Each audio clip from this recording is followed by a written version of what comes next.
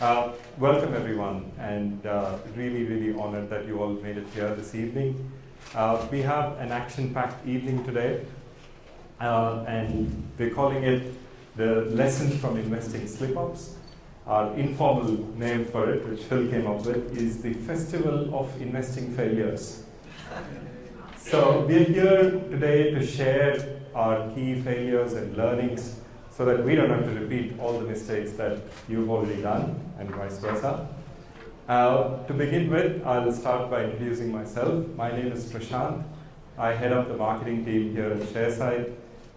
This event is thanks to our wonderful team all across Sydney, and welcome to the Sharesight HQ.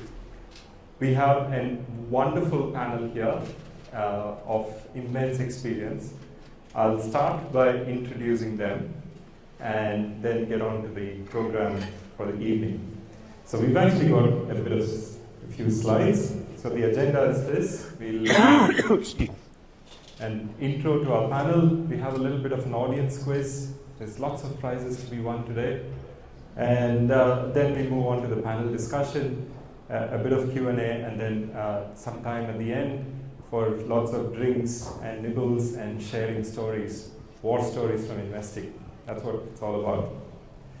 All right, so our amazing panel here, thank you all for being here, first of all. So let me start by introducing Vince. Vince is a veteran of the finance industry. He's a very experienced financial advisor.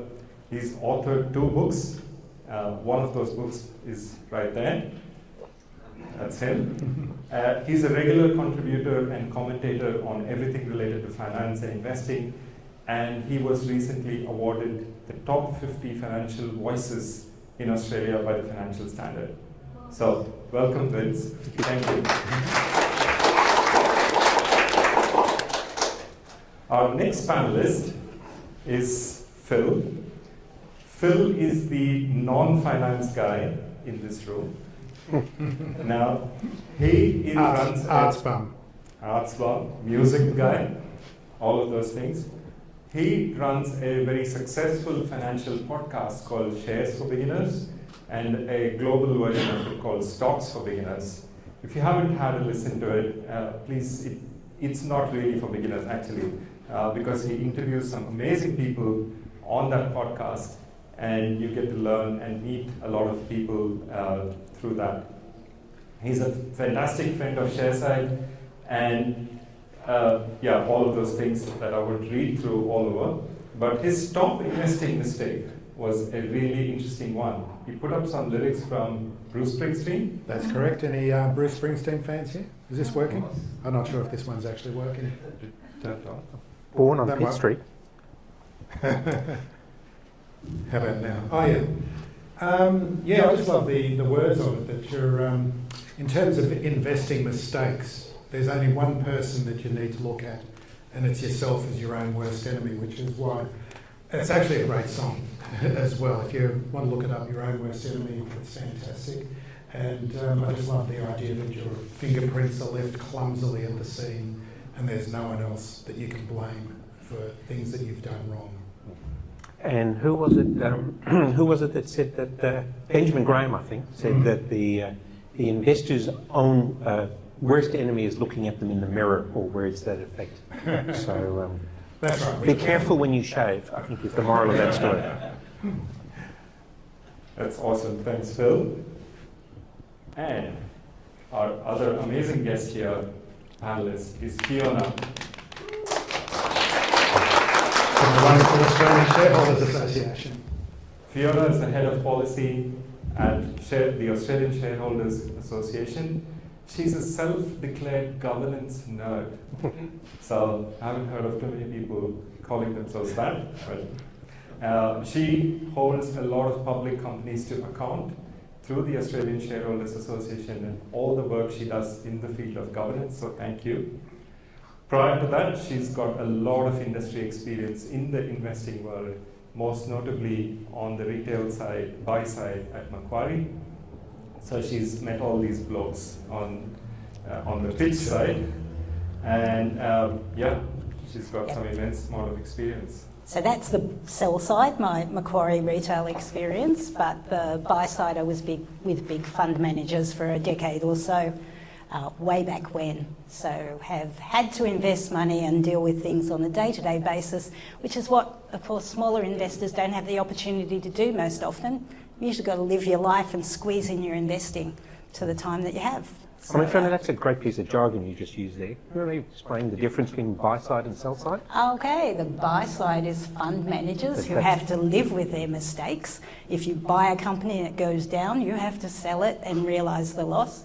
The sell side is the side that says, buy this, sell this, and there are no consequences, except you might lose your job if you say the wrong thing too often. In the retail investment side, we're a bit more big picture than stock calls, but yeah, that's the difference between buy and sell side. Thanks for pulling me up. Well, we just use these terms all the time. And I think it's sometimes the true meaning gets lost a bit. Yep, good point. Because we're not good at making up names for stuff. Yeah. Good point. So basically, the sell side guys are like weathermen and economists. Yeah. You don't have to get it right. Yeah. So welcome, Fiona. So to kick off, and her top investing mistake, again, self-declared, gold curious forever. Okay, gold. Can it be a mistake at all? It was. Never learned. You were talking about gold miners, though. Gold not miners. the real stuff. Not the real stuff. That's It gold keeps miners. on listening, but yeah, gold miners do not understand. All right, now we're going to get into some warm-up exercise. It's a bit of trivia. Every question has a prize. All right, let's get straight into it. Hand up and oi. Hand up. And So- oi. All right. Yes. Alan Greenspan. All right, that was pretty well done. Alan Greenspan. Yes. Give the man a round of applause. Thank you. Okay, so on your marks, everyone. All right. Who said the words, the four most dangerous words in investing are, this time it's different? I'll try and guess. Yeah? Ben Grant. Ben Graham, good guess. No, But that's a wrong. good guess as well. Warren Buffett. No, that's again all usual suspects, yes. But this one's okay. Let me give a hint. Something to do with mutual funds, managed funds. Jack Butterworth. No, a little before. No. You're in the right age group, Yeah. aren't you? Right age group. Except this guy's still alive. All right. Okay. Any other hints? Any other hints? Have you got a hint? Is there something we can hit? What decade? I think he said it in the 80s, Yeah. In the but 80s. he's around the same age as Jack Bogle. He's a little more active Yeah. investor than Jack Bogle. Bogle's dead. Bogle's dead. Bogle is dead. No, sorry, I meant like active versus passive investing. Good call, though. Can't get any more passive. No. Okay, the answer to this one is John Templeton. Oh. Okay. But what he means really is that this time it's the same, but in a different way. So I can't remember what the event was that he said it about, but the number of times in my career I've been to presentations where the fund manager or the company goes, well, this time it actually is different. And guess what? It never is. But the reason it's different is that it's for a different reason. So, Like, I think Ray Dalio says, history never repeats, but it rhymes. So that's the basic moral of that one. All right. Question number 3. 2008, we've all lived through it. Lehman Brothers. Lehman Brothers. Lehman Brothers. Well, I was going to say Lehman Brothers and then Goldman Sachs. Bear Stearns is the right answer. Yeah. Hamangi. You've got to shower people in gifts now. Yeah. Who got the right answer? Yes. Hey, Yay. No, it's got to be way more complicated to earn a champagne. This was a difficult question, so you get a book. All right. So the answer to that one was Bear Stearns. So that actually happened on the 16th of March 2008. Lehman was in September. I think it was July. It was like the 8th, or maybe it was. I think it was the 19th of October. 19th of October, says I Vince. think. So the difference was Bear Stearns. Or was 19th actually, September, maybe. Maybe the 19th of September, but it was. Yeah, sometime around September, I think. Yeah. Okay, cool. So the next question: which investor is known for his turtle trading experiment? I believe the way you become rich is by finding trends. I must say this is probably the most difficult It question is. of the quiz. Right. Does this one earn you a champagne? I need Himangi to decide that one. Julian Wall.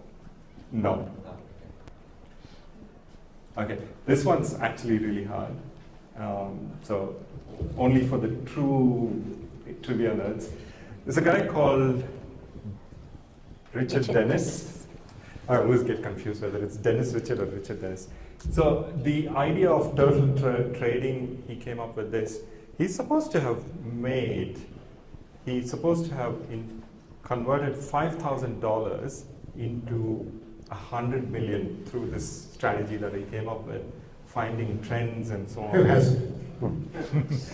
A mere So, bagatelle. and the reason the turtle trading became famous is because he put an ad on the Wall Street Journal. This was the actual ad, which was saying, well, basically the idea was, his concept was turtle. He went to a turtle farm in Singapore, and he decided that just like turtles, investors, successful investors can be farmed. They don't have to be born. So that is the concept of turtle trading. All right, next one. Which famous investor's quote? I want to read the whole thing, but it's a pretty cool concept. God, even I know this one. Come on, have a guess. Someone have a guess. Any guess? Any guess? Just think of the big investors, you know. Paul Tudor Jones quote. That's what it sounds like. Paul Tudor Jones. No, not this one. Come on, think of the big names. Someone said his name earlier, actually. Warren Buffett. No, no. Someone actually here said his name. He's No. still alive, I believe. He's still alive. Yep. Yes. Let me give you a hint. All right-wing movements blame him for left-wing stuff. Yeah, that's it. Ah. George Soros is the answer. You get a chocolate. Okay, that was George Soros. Okay, bit of history again. Which was the first company ever to pay a dividend? And it's not Telstra. I'm just guessing Commonwealth Bank.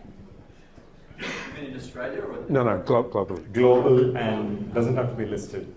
East India Trading? That's it. That's East indeed. India Yes. Company. Give the man a That's round of absolutely applause. right. You wanna, And as we say, the rest is history. Colonialism, whatever you want to name it, it's all. we have this book for this prize, just because of the history we have. Yeah. Fabulous. Yeah. Good. Okay, last two questions. Another quote.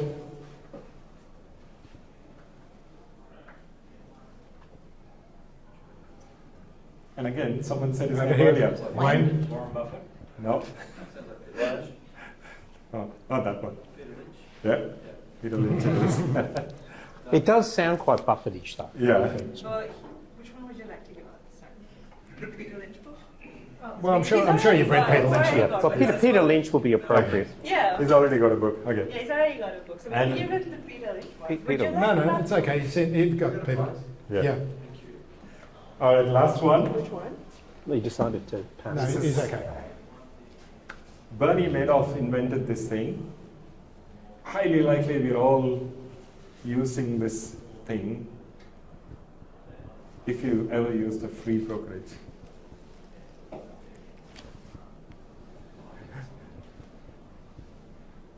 Pyramid scheme.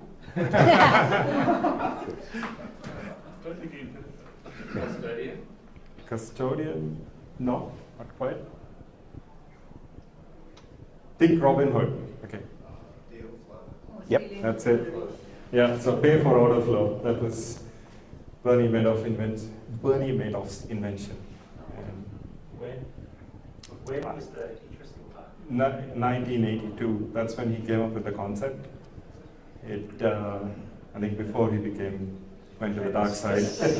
But he was one of the few market makers that kept trading through the '87 crash. There you go. And done needs to win a prize. Yeah, somebody Yes. won a prize. Yes. Yeah, absolutely. Well, we've got a prize for you, which is basically an annual ASA membership. So I'll probably send that to you with your email address once this is all over. But I will come and talk to you, Chris. Good job on that. Good. New member, yay! It's a good one. Okay, that finishes the trivia part. Now we come to The confessional. the confession. I'll probably close the door for that. Cool. Part of the confession is also just be as open as you can and be a teacher. We all want to learn from each other. And we have a semi-professional Catholic over here who will absolve you of all of your failures. Yes, I'm not sure my altar boy history is particularly relevant here. That's the closest we've got. All right, cool. Core topic of investing mistakes, and the first question I'll come to you, Fiona. Yep. Emotional investing. How does one deal with fear and greed, and what happens if you can't? I think with most investing, the thing is to know yourself. So some people will have fear of missing out, and they will buy everything as it's headed up and it's about to tip over and go down. Other people will have a fear of making a mistake, so they buy really quickly, share price goes up a bit, they sell really quickly, even though it's a multi-year investment that they should let run. So I think with emotional investing, it's all about you need to know yourself. So for me, I tend to get a bit too busy at work. So I really need to set myself some rules. And when a share is going up, know that I have to check out of work, check into the market. So my favourite company in my portfolio, which is CSL, bought it and my buy price is like $3, so I have to pay a lot of GST when I sell it. But I am a bit slow to sell it, and I really have to force myself to sell it and just look for market opportunities. So last time I sold it was 311 last year. It's just hit that now. Realistically, I should look at it again, but I kind of like my CSL. I'm emotionally bonded to it. But knowing myself, I'm actually setting myself in the next 3 months, I really have to do something about that and let some more go. And yeah, I really do think that people need to know what they're doing. Used to be at Macquarie, I'm used to write about hybrid securities. Don't know if anyone knows about those. But they are stocks that have a fixed price with an interest rate attached. And we found that there were investors who were a bit too emotional, and when they fell, they would sell really, really quickly when everybody else wanted to sell. And that would drive the price down, but also lock in their losses. So there were some people where you really would ask them, is that the type of investor you are? If you are, this probably isn't for you. You need to look at different types of companies. And you can cater to what your emotional needs are in the market. Yeah. Any other strategies, Vince, that you would? I mean, the point about falling in love with your shares is probably one of the big lessons that you've got to realise that they won't love you back. And so investing your emotions in Well, it used to be physical pieces of paper, but are now unfortunately just digits on a screen. They don't love you back. And it's interesting you say, what price did you say CSL was? It's split. It's like $3 or $5 my entry price. It's $311 now. I mean, I remember when I was at Macquarie, there was a big race as to who was to go to $100 first, whether it was Combank and Perpetual, CSL, or Macquarie. And CSL got there first. And Perpetual's a long way Yes, behind. what's it now? 9? That could be a mistake. Yes, that would have been a mistake. Or buying AMP in the float. But you know, this whole managing your emotions is the hardest part of investing.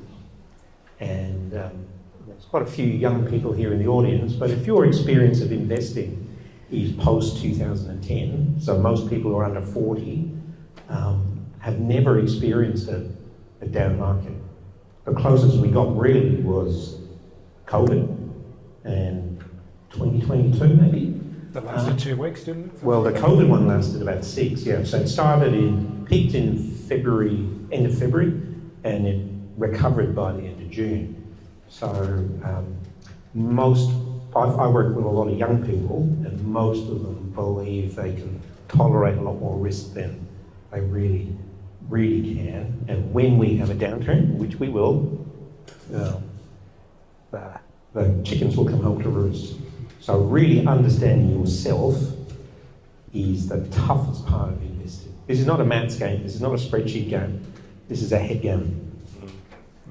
How about you, Phil? You are more of an arts guy, and emotions are a natural part of what you do. That's right. It's all about the emotions and trying to control them. But, you know, being half Italian doesn't help either in terms of looking out for emotions. At the conference, the Australian Shareholders Association conference, there was a presentation from an ETF provider that showed over 100 years worth of data. And this speaks to the idea about don't fall in love with a stock, because it's never going to fall in love with you. But the data showed, and it was broken down into several aspects, but the main aspect that really stayed with me is that this 100-year data, 7% of companies outperform the market. That's it. And we're all trying to find those companies, and you can't do it in an emotional way. So you've just got to understand the amount of work that, you know, fund managers are putting in, and other people that are good investors in trying to find and ferret out these 7% of stocks. But just keep in mind, that's the odds. That's what's working against you. That's a fantastic... I think Gary might have a... Gary, did you have... You've talked about the AMP before. Yeah. You talked about AMP before. I did the right thing. I bought AMP in $6. So I set a stop loss. When it got to the stop loss, I said, no, it's going to go back up. I finished up selling it for $1.11. And Derek, I believe you bought Telstra in T2? There you go. Well, There you go. Hi Phil. I know your voice and so I heard you, but you sound different to normal Swede. I tend to listen to podcasts. So my parents, when Ticketly started investing, so suggested I buy Telstra too, and it's still never recovered. What price did you buy it at? Wasn't that $7? $7.50, wasn't it? Yeah. Was that both instalments? I think. Or the first instalment? T2. No, they did it in tranches. Oh. First one was like $3.50, the last one was around something similar, and the middle one was $7.50. And I was a fund manager then. And we had to get to market weight, and you have to tell them you're going to buy it and keep it and bid, and it was like a tragedy. That was probably one of my investing mistakes, trying to get market weight in Telstra, because it fell overnight, and we got everything we asked for, and we didn't want half of it. Yeah. In fact, that's a really good lesson about IPOs. Now, we haven't had very many of them in the last year. Guzman, yeah. And the problem with investing in IPOs is that you get less of the good ones than you get of the bad ones. So if you put a bid in a good one, you get scaled back. If you put a bid in the bad ones, you get fully filled. So even if the average IPO does well, the average investor in IPOs will do worse. So a bit of a lesson for that. Does everyone understand what an IPO is? Yep, we're all good with that? Anyone want to tell us some stories? Did anyone get in on the Guzman Gomez IPO? Anyone do that here? Very sensible. I would have thought getting an allocation, that would have been really tough. Mm-hmm. And it's probably saved you from yourself anyway. Yeah. But my favourite IPO story is when Macquarie Bank floated the first infrastructure fund, what was then ITA, the Investment Trust of Australia. It was done at the same time as the Olympic Stadium, so this would have been 98, 99. And ITA was a hot stock, and the deal for employees was if you wanted an allocation in ITA, you had to buy 2 Olympic tickets because no one wanted to buy the Olympic Stadium. But in hindsight, those platinum tickets were the deal of the century. So you just never know. That's amazing, which is actually a fantastic, a lot of things that you guys said, a fantastic segue into the next topic. Actually, a lot of people through the registration form, I think we had asked the question, what was your worst investing mistake? And a lot of people answered lack of research. And like, I didn't read enough about it or read about it in the newspaper or some bloke in a presentation told me about this, that's why I bought. How should an investor go about research? What are the tools and resources available? So I'm not so good on the hot, newsletters and the like. I'll leave that to you two. But I do find that you need to check your information with another source. As an institutional investor, we never follow the broker's recommendations because they don't know what you're investing and why you're investing. They can say it's a buy, but what if you've already got shed loads of a particular company? For you, it might be a sell at this price. Depending on what your portfolio looks like, you might have something that does exactly the same thing. So we would use the research to give us ideas and test their forecasts, for example. Like, okay, you're saying it's a buy, you're saying it's going to earn this much money. Why do those two things go together? Why do you say that the price multiple will go up 10 times when it looks really sad? And so querying, being a critical reader of information and then checking your information across other sources. But I think you two will probably have more up to the minute. What can I get my hands on? Yeah. I mean, I'm not a stock picker. I've realised that you can't actually win that game. But you talked about analyst research. The most useful piece of information you can take from a piece of research is the forecast. So don't worry about the price forecast or the buy-sell forecast, because nobody puts sells, because that's how you don't get the next gig with that company. But if you look at their forecasts of growth and profits, and most importantly, cash flow from operations, and look at what they're all saying, try and see who's the outliers. They will tend to form a fairly close band, but the ones to read are the ones that are not in that close band, and try and understand why. I think that's probably my message from research. But you tell a great story about, is it BrisConnex, one of the Brisbane roads? That's a really good story of checking your facts before you invest. Do you want to talk about that? I would love to talk about BrisConnect. Can anyone get involved with this? It would, it was a time right After my time. during my time as HM Macquarie, and the prospectus was this year. And it was what's a contributing share. So with Telstra, they sold 3 tranches, which means they had, millions of shares in one, then released another set of millions of shares. So they sold a third of the government's holding, then the next third, then the next third, because it was such a big investment. For BrisConnect, because they were building a road and they needed money, and the stock exchange won't let companies raise trillions of dollars and sit on the cash. So what they had to do was they started it with, you paid $1, in a year you'd have to pay another $1, in another year you'd have to pay another $1. So a contributing share. What happened with this is it met the GFC, so it all crashed. And before one of the tranches was due, the shares were trading at 0.01 cent, a tenth of a cent. So people bought shed loads of it. They would buy, $500 worth because they thought, or even more, they thought that with a 0.01 cent share, you're either going to lose the money you put in or it's going to double. Problem was they hadn't understood that something with the code BRSCA meant that it wasn't just a straight share. The CA is a giveaway. If you ever see anything with 5 letters, not 3, in the ASX code, have a check into it, read the prospectus, please. These people, 500 shares for $500 at 0.01, they had to pay $1 on that share in 3 months' time. And because you think, surely Macquarie wouldn't make me pay that money, people were thinking, yes, of course we can walk away from it. But it's a legal contract. These people were obliged to pay it. And, they could have gone broke.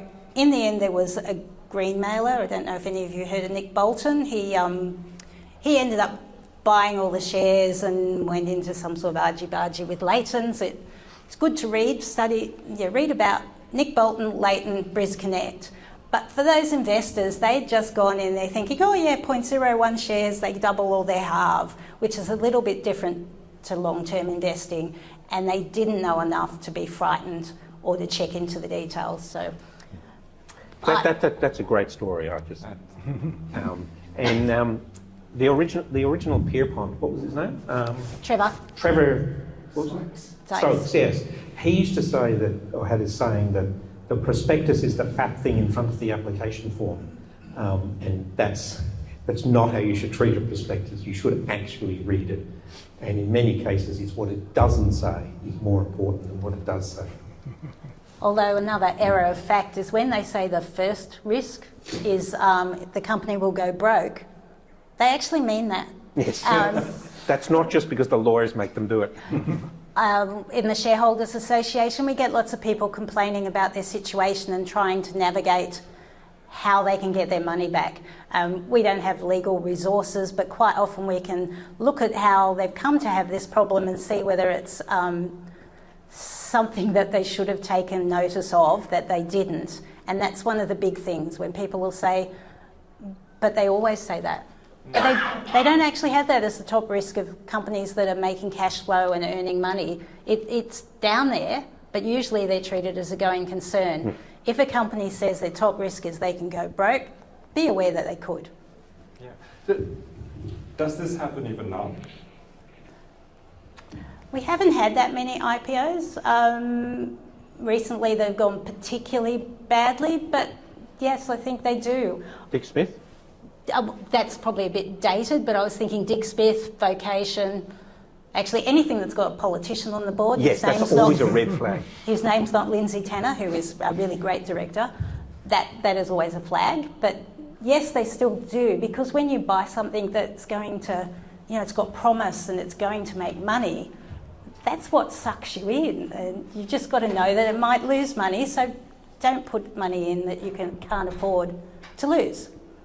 That's amazing. Can I just bring it back, because you mentioned about research and doing your own research, and I've realised a long time ago I don't have the skills or the knowledge to be able to go through all the ratios and the PEs and the EVs and everything, and I'm in the fortunate position of having many expert guests on the podcast and access to their research, like Chris over here with Stockopedia, and I can refer to that, QAV investing, and I can sort of make a decision based on saying, okay, Stockopedia is saying it's good, and QAV is saying it's good.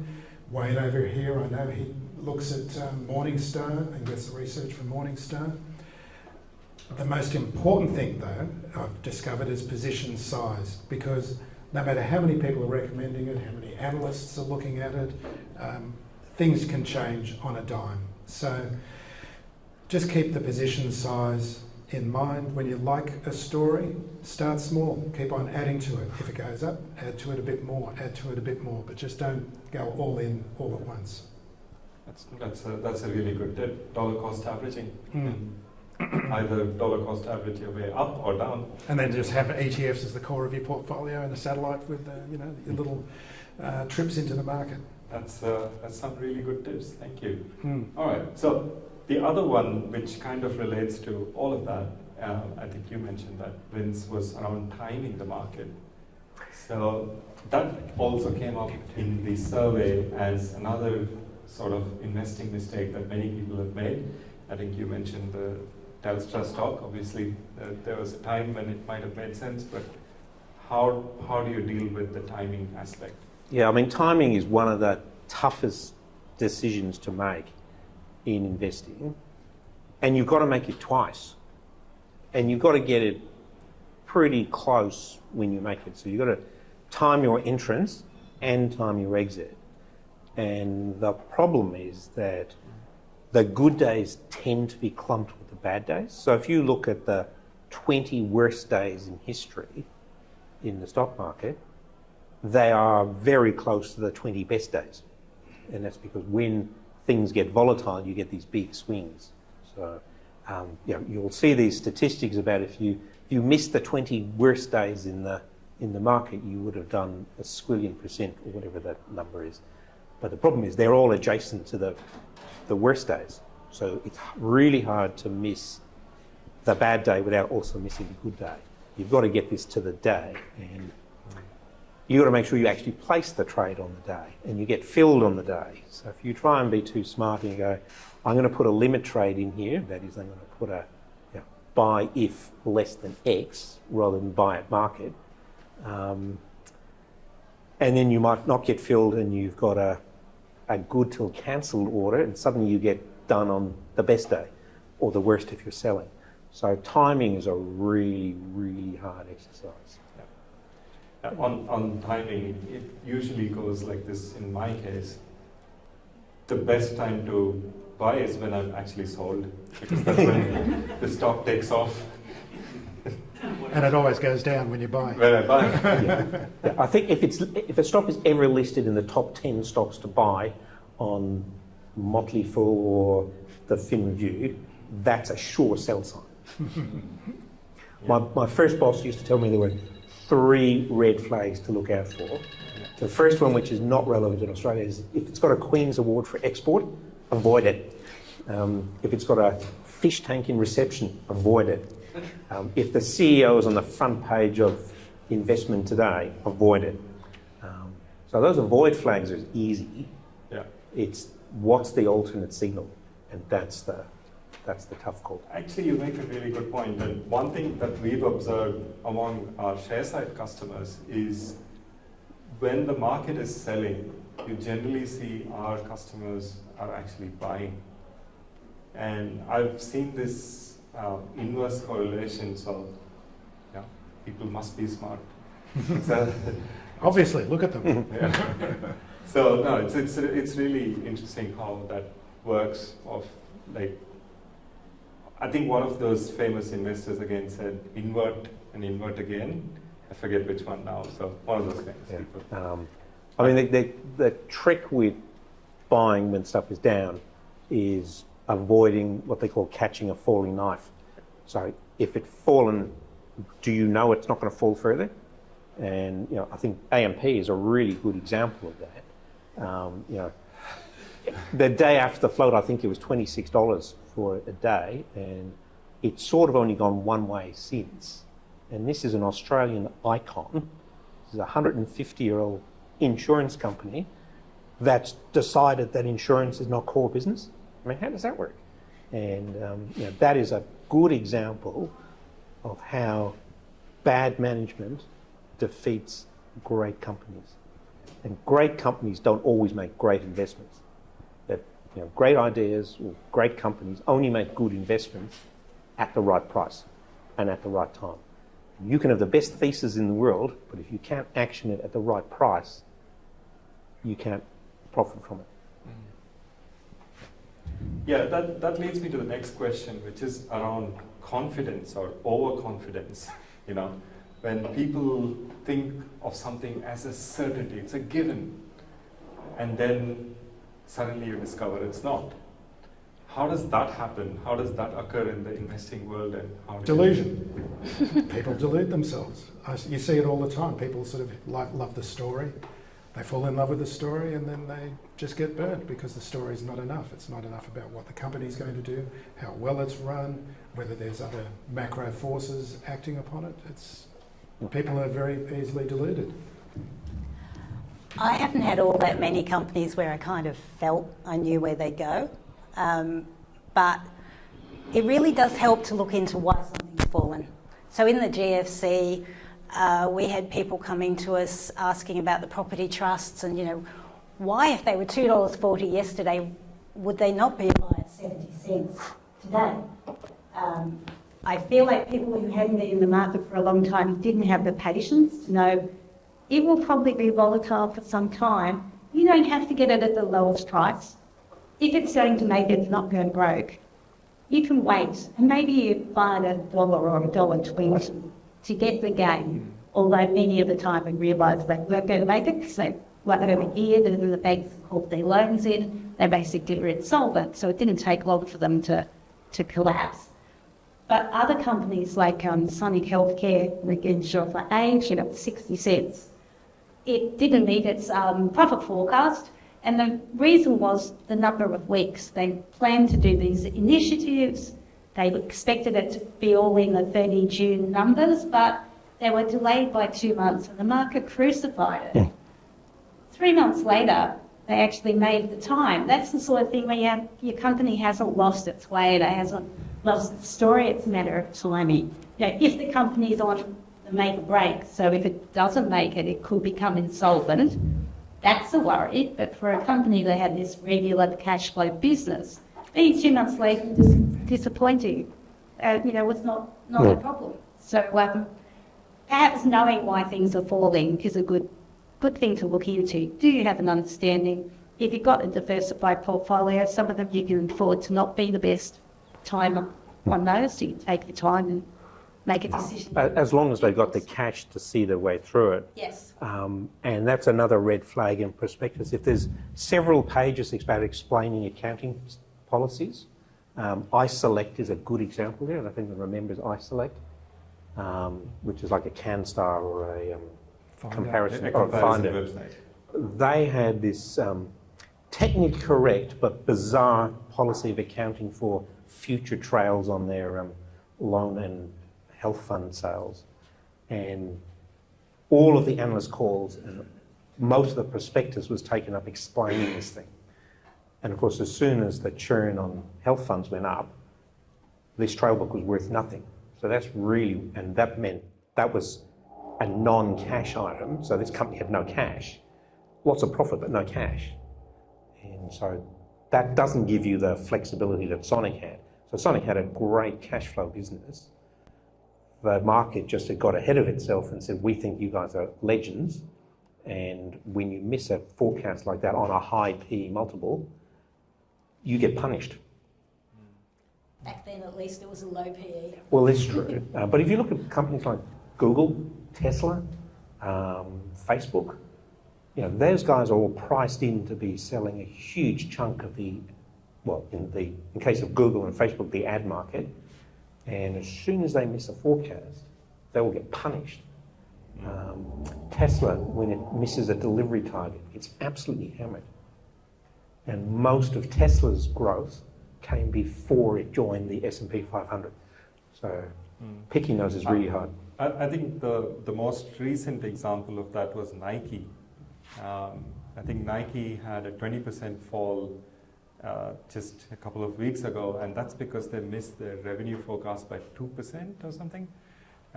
Anyway, the way the market penalizes these sorts of things and like what happens with timing is a critical lesson for all of us. Yeah, which again then leads to anyone else wants to share one of these stories where you've been so sure about something? Yes. So much of that story. But I'm kind of just to begin up a little bit more. I found the hardest thing investing in the sell.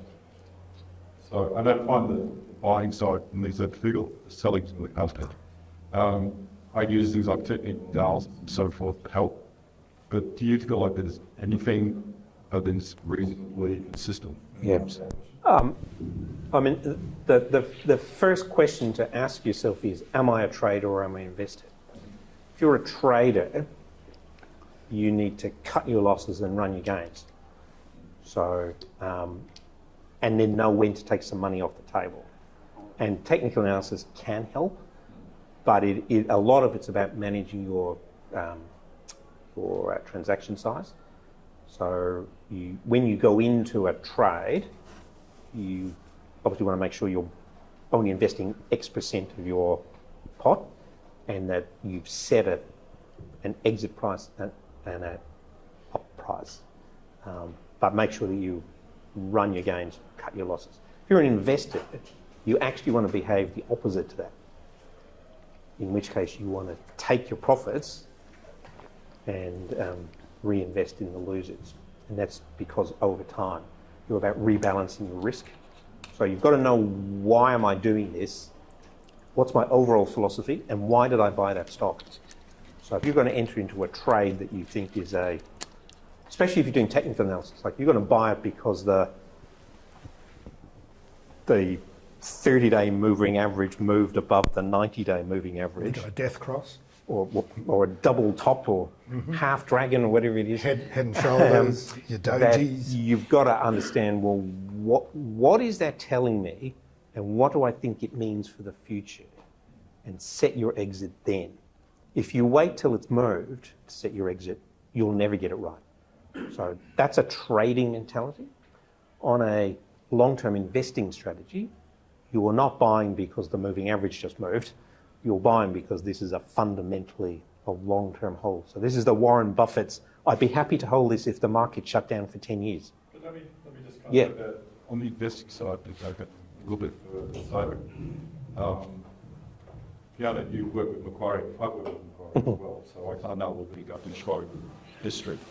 So prior to the GFC, I think Macquarie was probably trading $50, $60. As a result of the GFC, it went down to about 16 or was. Today it's 200. So as an investor, your timing there can make a huge difference. It can. On ultimately how you do that. Is there kind of anything to help you? I mean, on those sort of timescales, on those timescales, it's really hard. I mean, I bought my first parcel of Macquarie Bank shares at $3.50 before the float, and I got my director options at $19 something. When I left, they were at 96 something. And I'd always maintained that I would sell when it got to 100. That was my target.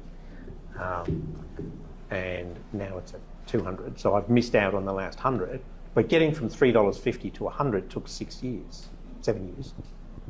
To get from 100 to 200's taken 20. So they are completely different investment scenarios. So would I have bought Macquarie in the GFC at $16? That would have been a very brave call, because Macquarie was back then, it wasn't an annuity business, it was a transaction business, and all of the assets went up and down in the lifts at knocking off time. Today, it's largely an annuity business. And the transaction that turned that round was the buying of Delaware Funds Management.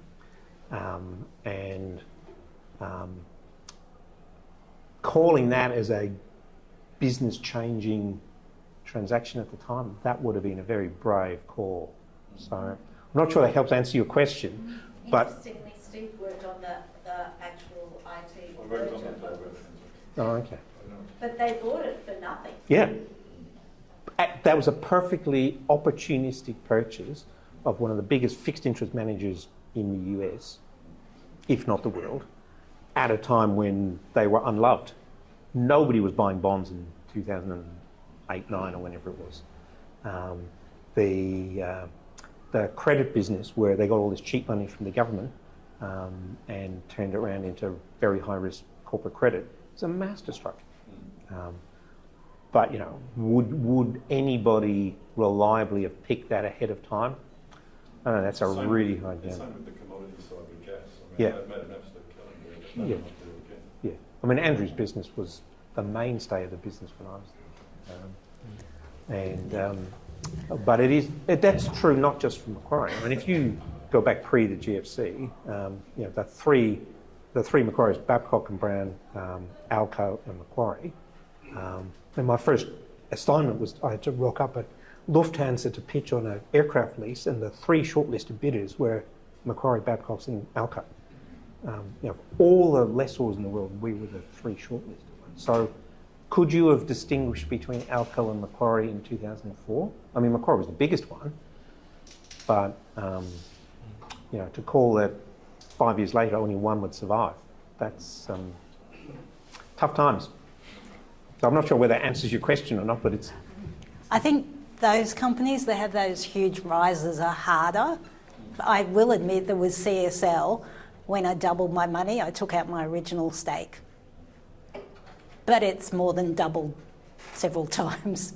I keep taking out my original stake and still have a bit left. So sometimes I feel like you have to have those artificial rules that, You had the same thing with CBA, but just a couple of them like that. The other ones are probably easier because they're just a bit more steady. But one of the things we have when we pitch to this legislators is to remind them that shares do go like this. Some of them do look like they go like that, but many times, your gain is that 20% before you sell, and the rest has been a bit rocky and sad. And I think having that discipline, maybe regular rebalancing, again, that artificial, if you don't have a firm idea of a price or a multiple, just having an artificial marker that I will rebalance at this time, and just you don't have to sell them all if they're doing well. Take a bit off the top just to lock some in. And some trading opportunities, this particularly in the mining sector. Often they're range trade, so you can buy at 16, sell at 17, buy back at 16, sell at 17. Those opportunities are great technical approaches, but you've got to be on the ball and you've got to be focused all the time and use the right software. You're giving me more and more reasons why I should just stick to ETFs. I got one there. Sorry, the US elections. It looks like Trump's favourite at the present moment. He's come out the other day and said he doesn't like electric vehicles, so I think I wouldn't be buying Tesla. He's got big tariffs on China, so that's going to increase inflation in the States. That's sort of like looking at my crystal ball. I don't know, what do you think of that crystal ball? I've got something to add here. I just interviewed someone, Mike Singleton, Invictus Research in Washington, DC, and he looks at macro, and he's just looking at the large numbers that affect the economy. And we were talking in terms of the US election and what effect that it's had. And he's crunched the data on a whole range of timescales for investors around US elections, and also administrations as well. And there's nothing statistically significant apparently between Democratic Party administrations and Republican administrations. The only thing that shows up is a little bit more stimulation in the lead up to any election, and that flows through to the economy. And that's one of those things that would generally float the boats of the whole market itself, as far as he is talking about. And remember, I'm not an expert here, I'm just channeling what I hear from the experts I talk to. The other fascinating thing is Elon Musk is funding $46 million a month for Trump's campaign. No, so that's not the case. No, No. He said that he's not doing that. Okay. Yeah. But I think the point though is, it's sort of relatively easy to draw that conclusion that Trump gets elected, ban for electric cars, sell Tesla. But there's 100 million other investors coming to the same conclusion. So is your view that that's what's going to happen, make it a good investment? You sort of need to be betting that the market's wrong. And so the market's saying, well, we think Trump's going to win. You sort of have to believe that, or have some signs for saying, actually, I think Kamala Harris is going to win, and therefore this outcome will be different, and therefore I can take a contrary position. That's a ballsy call. You might be right, but We love your confidence. which is actually one of the other investing mistakes a lot of people actually put in, which was chasing trends, and this kind of loosely fits that bill. So trends, I don't think anyone can deny there is a big AI trend going on. Maybe we're at the end of it, we don't know. But how do you check yourself from chasing these trends and not, I guess, get caught up in the FOMO? Yeah. Should you check yourself? Yeah. Yeah. well, if you're a trader, you might not. Like if you're saying, if I'm taking a 1 day, 1 week, 1 month view, absolutely the trend is your friend. But if you're taking a 10-year view, punting on who's the AI winner, if indeed AI is a winner, I mean, they're probably fairly reasonable assumptions to make, but what do you know that the market doesn't? But the market may not be perfectly efficient, and it may be irrational at times. But it sort of behaves like it is rational most of the time. So that's a big call. But they're great trading opportunities. And the biggest challenge on a long-term basis is, when is a fad or fashion a genuine step change? Yeah. So I mean, you're saying the essentially thematic investing makes sense, but hitting the stock is damaged. no, I'm not sure I'd be as bullish on thematic. In fact, is it episode 4, Hamangi? What episode did we do on? That's episode 4. Episode 4. So if you watch, we did a 5-part series on investing, and we dealt with fads and fashions in one of them. And you might believe that the trend is right. So in 1998, it didn't take you to be rocket science. It wasn't rocket science to know that the internet was going to be a step change in how we lived our lives. But how would you invest that position?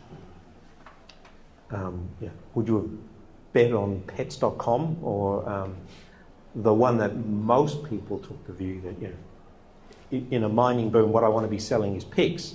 So most people bet on Cisco. And so Cisco did really well, and it was a big beneficiary of the internet trend, and it at least had a real business with real cash and real products. But it still hasn't recovered where it was in 2000. So. And they say that there are a lot of analogies to NVIDIA today, to Cisco then. So then, I mean, I'm sure as some of us got caught in the lithium trend. Anyone wants to confess to that? I'm one of them.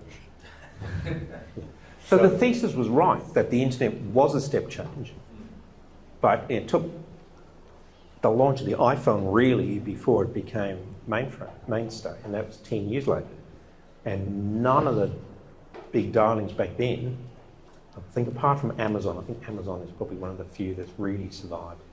But it's been through pretty rough times. But again, you're talking about individual stocks, then if you go down to, say, the ETF parts, where you're now relying on somebody, it's an expert there to keep you in the right seat. Does that make more sense? In theory, you would say it would, that if I can bet on about 20 biggest players.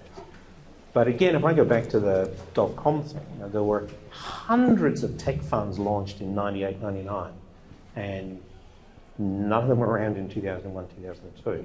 So if I'm going to go buy the beta shares, cyber, they've got the best tickers, and they are good ways of betting on the trend. But Easy to make a mistake. it's very easy to make. And when is a fad and fashion a genuine trend? That's a tough call to make ahead of the game. And even if you have made it ahead of the market, you still have to take a gun to the gunfight. And what do? Picking 20 is probably better than picking 1, but history is full of failed thematic funds.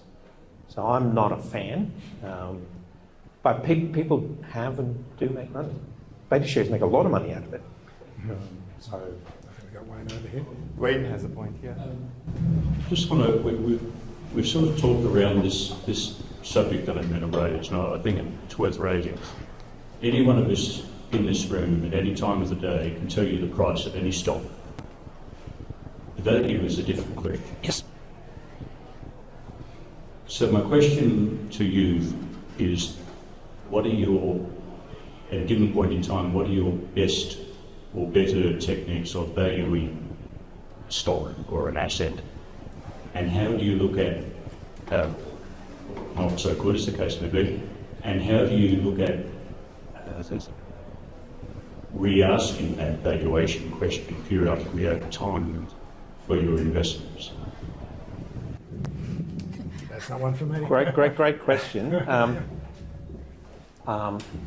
I've given up doing it for a start. I think that might be lesson number one. And your point about value versus price. What is value if it's not price? That the market is saying this share is worth $7.60 a share. There may be a perception or a mathematical calculation of what real value is.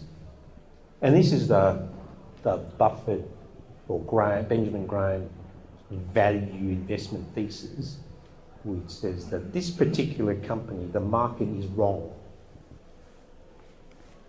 Yeah? So you're saying that I know something that 100 million other investors don't know. There are certainly ways of doing it, and you look at News Corp's a really good example. I mean, that company is worth way more broken up than it is as News Corp. So you could sit down with the accounts of News Corp and say, well, look, realestate.com is worth this, Sky News is worth this, and you can come up with a proposition that that value is 50% more than the market values it. But you still have to be able to realise that. So in order to get that value out, somebody has to do that transaction. Either the company itself or a hostile takeover, or just analysts beating up on the company to force them to do something. And you can be wrong for a very long time. So it's not a game I'm willing to pay. And people like Warren Buffett have made a good living out of it, or did until 2010. I think he's underperformed the S&P 500 for most of the last decade. Given that a big chunk of it's invested in Apple, that's hardly surprising. But that's a really hard game to play. As an investment banker, I used to do company valuations all the time, but the fact that I think this is worth $8.30 a share and the market says it's $7.60, well, how do I get the $8.30? Something has to happen that the market's not valuing. And sometimes it happens. Sometimes these breakups do happen. Boral is a really good example here in an Australian context. We span out the Origin, the energy business out of Boral, and very soon Origin was worth more than 100% of what Boral was worth. But to take the view as an individual investor that my thesis is that News Corp is worth more than it's listed at, I still have to be able to bet on when that transaction is going to happen, and the market conditions won't have changed by the time it does. Sure, you're going to win some of those, but predicting that's really, really, really hard.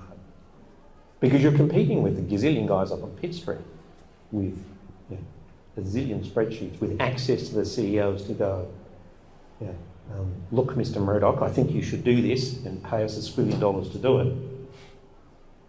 And to try and beat the Murdoch ego, be cool. So I don't try doing it anymore. You'll probably have a better feel for this. I was just going to say that I tend to look at the valuation metrics and the boring stuff, look at the comparators as well. And the thing about share prices is they're not a straight line. So often you can buy on a down day. Okay. I'm not really a fan of hybrids, but I knew a lot about them. And they would drop, $5, $10 a day. Very thinly traded. They're thinly traded. A day when somebody has to get rid of them, the share price, the security price is down.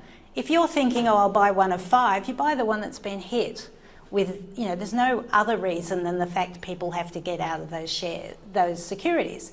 But that also happens with shares as well. You'll have a big holder who has to realise the position. You have switches of mandates and the new mandate holder doesn't want to take them. If you've got an idea of where you're comfortable, so with CSL, my love stock, I kind of know where the price is. I think I confessed to you, Wayne, that I'm anchoring to the fact I sold it last at 311, so now I want to sell the next lot at 320. Wayne's never going to sell his CSL. He's already told me that. Too much CGT to pay. Well, I'm okay paying tax. So I am, I know I've got that emotional and that anchoring technique, but I also am looking at, where is the price going stupid? And I do feel like if it popped to 340, it would be stupid looking at the multiples. Strong multiples, I look at the growth as well, like the expected growth. So it's not just your PE is sometimes a bit of a dead multiple, but if you look at your PE, your price to growth, you look at the asset backing, especially cash in the bank, yep. you can find companies where they might have cash that's almost equivalent to the share price. So even if they did go broke, that's your bottom line, as long as it can be liquidated. Some of the mining companies, because I'm really not good at gold, but they do seem to just keep going to raise money so they can pay the directors to keep going and don't actually do anything. So there'll be companies like that. But for many of them, you can look at them and go, actually, it's down 20%. And in 2 to 3 years, it's likely not to be. Quite often, it's 2 to 3 weeks. You just need to know that I'm buying it at this because I feel like it's discounted to the proper value. And when it gets up there, I'm out quick. Pay double the tax. But if you want a tip on buying hybrids, just look at what Christopher Joy's buying. That's my tip for today. Okay. Sorry, Phil. That's okay. You can. Mine's more a story than a question. I'm an investor with a small, limited number of stocks in self-funded, self-managed super fund. I was caught up in everything's great when you've got the CSLs, Combanks, and they're just going up, and if there's a bit of a correction that you just top up, and whatever, life's rosy. But I was caught up in I think you described it as the falling knife. Mm-hmm. I had Magellan, which I bought at $20, and I didn't see the red flags when they were at $60. It's coming down to 40. In actual fact, I think I bought some at 40. I thought, oh, great. $40, but I didn't know the full story, and I don't think a lot of people knew the full story. Anyway, short of the story is they're now $9, and I'm finding it very difficult, and I think I'm about to do it. I just got to cut my losses. I don't feel that share is, no one's going to be buying Magellan, and they've got a long way ahead to get better. But rather than do all the research, I'm thinking, do I just float my Magellan, take the loss on the chin, and then, without even timing, research, just buy X amount in Macquarie Bank. I like Macquarie Bank, I've done a bit of network on that. I've got Macquarie Bank, I've got Commonwealth Bank, I've got Wesfarmers. So I'm just sort of thinking, it's difficult. You say time, I'm thinking, there could be a correction. There could be. Do I put the money in the bank and do I wait? And all these things going through my head. And I'm sort of thinking, I should just make it simple. Get rid of them, put that money into, spread it out for my rest of my third chip shares. And I'm glad we've gone to failure here. Yeah. Because this is the point of this tonight, that we do fail in our investing. Okay. And this is, I think someone else has brought up MFG as being one of the failures. I might be wrong, Brett, and I'm happy to take it on the chin. I think I failed for not, it wasn't me. Maybe if I saw the red flags, I was more astute. Because I don't understand all the PEs, the values and everything. I just do a lot of reading, and I just talk to people like you and this person, that. I just sort of get a You know, I go to the pub on Friday, and I just stop and I just ask him about a few things, and I just mull it over. And that's what I'm finding difficult now is, I don't think the difficult bit, well, it will be difficult. I'm just going to have to flog those shares and just say, lose whatever. And do I dive in and just buy Macquarie Bank with that money, or do I buy Commonwealth? Probably doesn't make much difference. Interesting. I mean, to my mind, MFG failed the #1 test in my book, which is the rockstar CEO. That was the red flag. The rockstar CEO, that was the red flag that I would never have touched Magellan. I'm an infrastructure guy, so I understood what was in the fund, and the fund was actually reasonably good. They took some pretty ballsy positions in New England utilities, but as an infrastructure manager, they were pretty good. They had some great flows from the UK, but rockstar CEO, #1 red flag in my book. But the other 2 points you made are sort of the opposite of failure. You said Macquarie and CBA. They're the only 2 banks that's outperformed the ASX 200 over the last 20 years. Yeah, I think Macquarie's like about 17% compound annual growth. Something like that. Yeah, it's incredible. I mean, but why buy anything else? Yeah, but CBA and Macquarie are the only 2 that have outperformed the ASX 200 but how do you find over 20 years. Could you have picked those in advance? Well, what I'm saying is, like, I could buy Macquarie now for $200. You could. They could go down. I mean, this is what the stock market is. We could have a correction. They could down to 180. But I just feel over time they'll just sort themselves out. They'll pay their dividends, or the Combank. You know, maybe I'm just best at that, to do that and not worry about it anymore. Or just buy the ASX 200 if you want to buy Australian large cap. But that is an active decision, to be fair. That, but the point is, I think everyone in this room, it's very hard to take it on the chin and sell. Sell's hard. Buying's easy. Yeah, and you'll see this in stock tips. If you sorry. I think what you can also do, which is one of the things I like about Sharesight, is I can then look and I can see, so what have I got that's got a huge bomb of CGT, so I can actually sell those, I can maximise selling those Magellans, because I can actually sell some of this stock that I love that's got a huge CGT on it, because I've covered it. Yeah. So, you know, that's one of the lovely things, because with Sharesight you can kind of go in at any time and see what your CGT position is and go, oh, okay, look, I'd like to make a bit of profit from this one, so I'll get rid of some of those losers. Yeah, that's a really good point. And that's often how you can, if you think about how do I get a better return than the underlying market I'm investing in? Think of your losses taxes and fees. As actually a tangible, they're a tangible commodity as well. Because I have to talk to the accountant, with superannuation funds, you don't get some that's got 0 CGT because of pension and whatever. Right. That's another story. But that alone is worth the price of admission for a premium Sharesight account. Not that I have any interest in spruiking Sharesight.